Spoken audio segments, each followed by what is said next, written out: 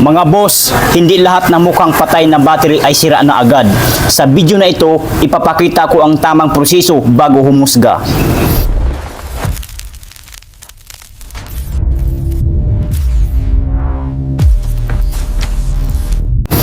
Mga boss, magandang araw sa inyo. Nasa tip ni Kuya RM tayo. Ngayon ay may dinalang battery ng customer galing sa Isuzu D-Max year model 2021. Ang tatak ng battery ay Isuzu pero powered by Motolite. Ayan po, papakita ko sa inyo. Ayan po. Isuzu ang tatak ng battery pero may nakalagay dito na powered by Motolite pang matagalan. Ayan po. So, ang size sa battery na ito ay DIN 66 Special Type. Ito ay 70 ampere hour, 12 volts, maintenance-free battery. Ibig sabihin, less hassle. Hindi na kailangan na tutubigan pa kasi ang battery na ito ay ready to use, maintenance-free, disposable. At once na ma-meet ang 2 to 3 years at kung minsan umabot ng 4 years, ito nga umabot ng 4 years, i-dispose na ang battery na ito. Sa madaling salita, papalitan na ng panibagong battery. So, ayan. At ayon sa customer, umabot ito ng halos 4 years sa serbisyo. So, ibig sabihin, matibay ito. Kasi nga po, Motolite pa rin pala ito na battery. Kaya kung pansinin natin, may nakalagay Motolite, pang matagalan. So, ibig sabihin, may share pa rin pala si Motolite dito kay Isuzu. Ayan. So, mga boss, i-check natin ngayon ang kondisyon ng battery na ito. Ito ang ating gagamitin. Gagamit tayo ng battery analyzer. So, kakabit lamang natin ito sa negative. Ayan. At sa positive. Ayan. Mapapansin ninyo, walang response. Hindi man lang nag-turn on ang analyzer. Ibig sabihin mga boss, sobrang baba na ng voltahe o totally dead battery na to. Ayan, kita nyo naman. So ayan, hindi talaga siya nagtuturn on, Nagkukurap-kurap lang siya, So tanggalin na natin yan. Pagkasabihin nyo na, huwag mo na tanggalin. Pagkasabihin nyo, mali ang pagkabit ha. Tama po yan. Minus sign, ibig sabihin, negative. Alligator clip ng battery analyzer. Ito naman ay plus sign. Ayan sabihin, positive polarity ng isang battery. Ang kulay pula ng alligator clip ng battery analyzer, dyan po talaga kinakabit yan. So, hindi po siya nag-turn on. Tanggalin na natin.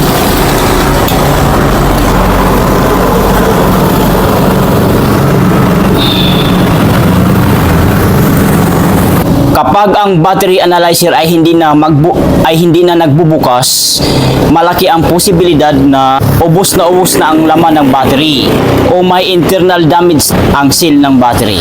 Lalo na kung 4 years na itong ginagamit, normal na po talaga ito sa lead acid battery. So ngayon, meron siyang sticker sa ibabaw. Never pa po ito nabubuksan. Ayan, kita nyo naman, wala pang bakas sa kuko dyan o kung ano man na binubuksan, wala pa. Ako pa lang ang unang makakabukas nito. Dahil ito ay tagal ng battery, so pwede natin buksan yan. Try natin buksan. Ayan.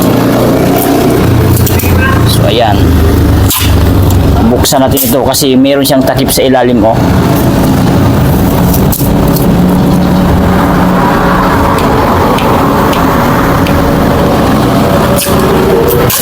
Yan.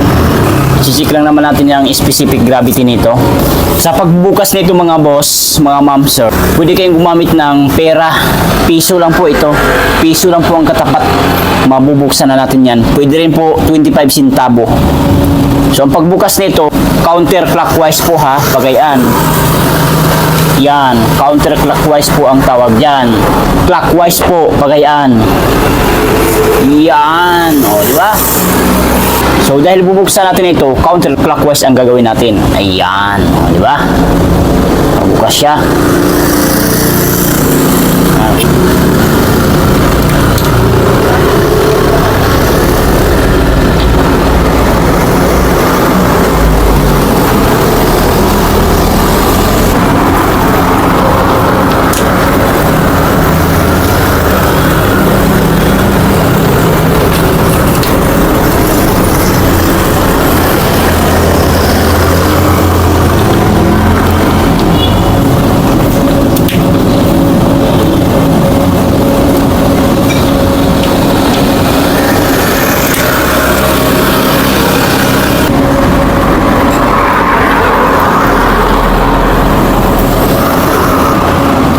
So ayan, bukas na po yan.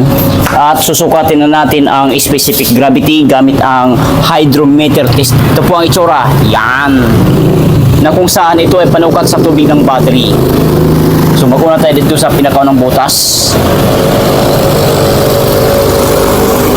Unang butas, ang sukat ng tubig ay 1175 or 1.175 which is tumapat sa kulay pula. So ayan po. So, pangalawang butas, ang sukat ng tubig ay ganun pa rin, 1150 or 1.150 which is tumapat sa kulay pula pa rin. So pangatlong butas tayo. So ang sukat ng tubig ay 1150 pa rin or 1.150 which is tumapat sa kulay pula. Yan. Pang-apat na butas tayo. So ang sukat ng tubig ay sim na sim pa rin, 1150 or 1.150 which is tumapat sa kulay pula pa rin. So next, pang-limang butas tayo.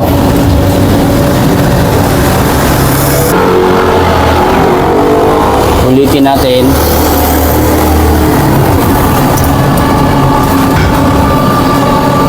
So ang sukat ng tubig ay 1150 pa rin or 1.150 which is tumapat sa kulay pula pa rin siya.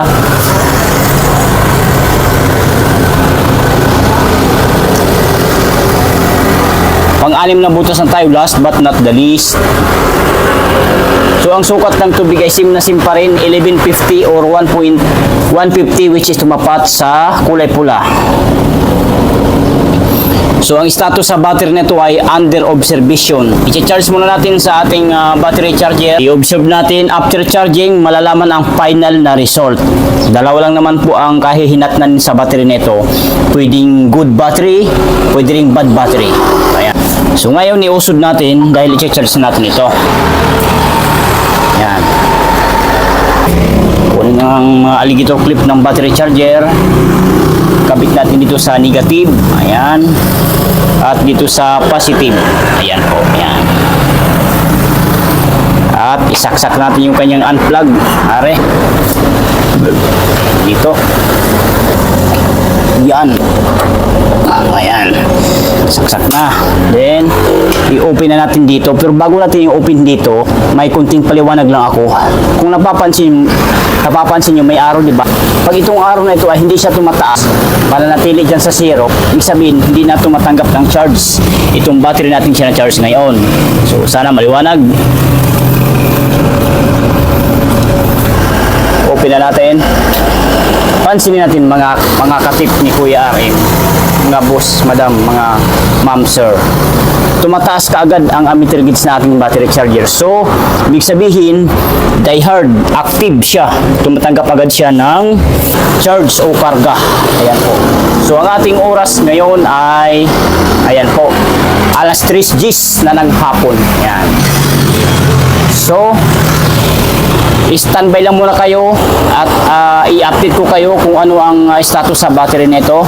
I-monitor ko lang kung ilang oras talaga siya mapu-full charge.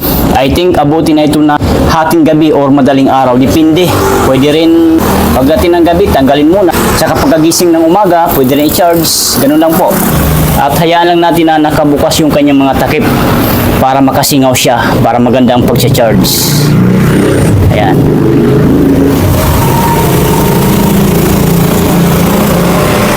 So, standby lang muna kayo at di pa dito nagtatapos ang ating laban. Sana lang makaka-recover ang battery nito. 20 hours something later. Ito na mga boss, ma'am, sir, ang update sa battery natin sina-charge. Kahapon pa po ng alas 3 ng hapon, alas 3 Gs ng hapon. So, ibig sabihin, ito po ay magdamag ng naka-charge. Buong gabi siyang naka-charge. Ngayon, tanghali na. So, ang ating oras ay, ayan po, 11:40 na ng umaga or magtatanghali na yan siya, ha. So ito po ay kinabukasan na. So narito pa rin ang ating battery magmula kahapon at hanggang ngayon. Naka-charge pa rin siya. Tuloy-tuloy ang kanyang pagcha-charge o pagkakarga. Mabuti na lang at hindi nag-burn out. Tuloy-tuloy ang ating kuryente. So ngayon, I hope na ito ay magpo-full charge o kung ano man ang kahihinatnan sa battery nito. Ngayon atin itong sabay-sabay na aalamin kung ito nga ba ay napo-full charge na, kung good battery o bad battery na. So dalawa lang po. So unang-una, kapag ganito ang battery ninyo na naka-charge sa ating charger para safety ang ating gawa, unahin yung pagpatay muna dito. So, papatay nyo muna dito. Pero bago natin patayin, papakita ko muna sa inyo yan. Pansinin natin, dahan-dahan ng pababa o bumababa ng ammeter gauge ng ating battery charger. So, ibig sabihin, full charge na po itong battery natin sinacharge. So, sana maliwanag. So, ngayon natin itong papatayin. Yan. Patay na, di ba? So, bunitin natin dito. Kasi nangangagat yan nangungulinti pa rin yan kahit nakapatay na hindi mo binubunot sa kanyang unplug. So ngayon, tanggalin natin to, alisin natin yung dalawang alligator clip. So ngayon, ang unang gagawin natin, ititest natin gamit ang battery analyzer. Ito po, itsura, battery tester. So ikakabit natin sa positive, ayan, at dito sa negative, ayan. So, pansinin natin mga boss, mga ma'am, sir. Ang reading sa voltahe ng battery na ito, 13.44 o 43 volts. So, pababa siya ng dahan-dahan. Bumababa siya ng dahan-dahan. So, ititest natin ang kanyang CCA, SOH at SOC. Battery test, regular flooded, CCA. So, 50. So, hindi po yan sapat. Kulang na kulang po yan. So, atin siyang dadagdagan.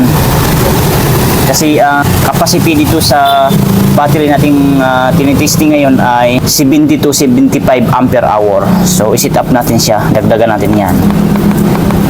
So, isagad na natin ang 75 ampere hour. So, ayan. So, okay natin testing. So, titigan ng mabuti. Huwag tayong kukurap. Boom! Pansinin natin, mga boss, mga ma'am, sir. Good battery, 525 CCA. Ang kanyang voltahe ay 13.39 volts. So, SOH, ibig sabihin ng SOH, state of health, 100%. Ang SOC, ibig sabihin ng SOC, state of charge, 98%. Ang R resistance, 5.68. So, good battery. So, green na green ang light indicator ng ating battery analyzer. So, ibig sabihin, goods pa ang battery nito. Goods pa, hindi pa siya sira.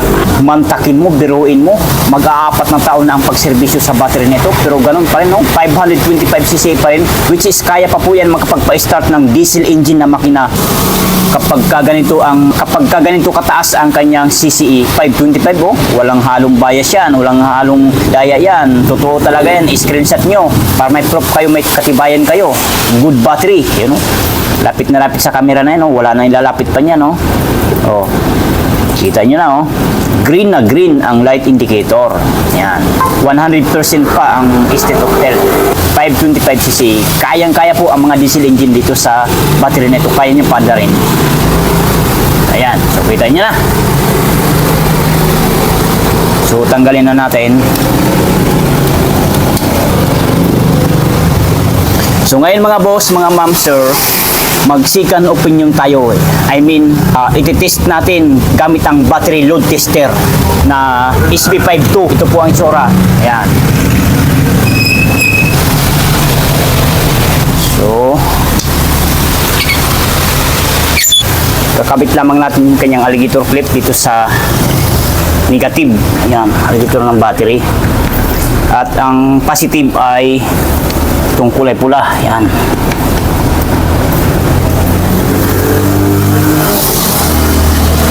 So, ayan, nakakapit ng buwan parehas. Ayan. So, titigan natin. Ang kanyang voltahe ay 13.4 volts, oh. 13 volts, oh. So, ngayon, papaliwanag ko muna ng mabilisan. Itong DC amps, ibig sabihin ng DC amps, direct current amperes. May arrow siya, di ba? Nakikita nyo? Itong arrow na ito, Pag iikutin natin ito, ilulod test natin itong kanyang switch on off load. Dapat tumataas ito na 200 ampere hour. Tapos dito naman sa kabila, DC volts, ibig sabihin ng DC volts, direct current voltage, voltahe baga ng isang battery. Kung mapapansin ninyo, may arrow din siya, di ba? So ngayon, itong arrow na ito, magdadrop yan. Pag once na, ay ikutin natin kanyang button, itong load switch on off. Bumababa yan siya. Ngayon, pag once na bumababa yan ang husto, dito sa 9 volts, 8 volts, pababa, ibig sabihin, sira po itong battery natin tinitesting ngayon. Bad battery na, sira na siya. Pero, may pero ha, may pero. Kung itong araw na ito ay mananatili dito sa 11 volts, 10 volts, or 9.8 volts, ibig sabihin, malakas po itong battery na ito. Goods na goods. So, sana maliwanag. Sa ngayon, natin siyang ititesting. So, titigan nyo ha. Ipindutin mo natin itong push to start, 15 second timer. Pagka pindot, ayun na. Ayan mo na. Ikutin natin to. Ayan, pansinin natin. 200. Oh, 200. Oh. Oh. Titikis kabila, oh. 10.8 volts lang. Muntik mag 11 volts. So, malakas po yan kapag gaganyan. Oh. Diba? Hindi mo magsak niya sa kabila, oh. Kita nyo na. Oh. So, dandaan natin pagbaba para hindi masira ang ating load tester. Okay? So, ayos na. So, ganun lang kasimple mga boss, mga ma'am, sir. Very simple boss kung paano malalaman. Ito ang sikreto ng battery na hindi itinuro ng iba. So, tanggalin na natin to. Ayan. O, diba? Simpleng-simple lang. Malakas pa pala tong battery na ito. Mga boss, ito ang mga posibleng dahilan kung bakit nauubos ang karga ng battery. Number 1, natural wear and tear. 4 years na ang edad. Number 2, madalas na short trip lang ang takbo. Number 3, naiiwan, naka-on ang accessories. Number 4, alternator o charging system issue. Number 5, matagal na hindi nagamit ang sasakyan. Ito ang advice ko mga boss. Kung did na at hindi na nare-recover, mas mabuti na palitan na ang battery para iwas aberya sa kalsada. Huwag nating hintay na ma-stranded pa ang sasakyan. Kung may natutunan kayo sa video na ito, i-like ninyo, mag-comment kayo kung may tanong at mag-subscribe sa tip ni Kuya RM para sa mas marami pang tips tungkol sa battery at sasakyan. Maraming salamat mga boss, ingat palagi.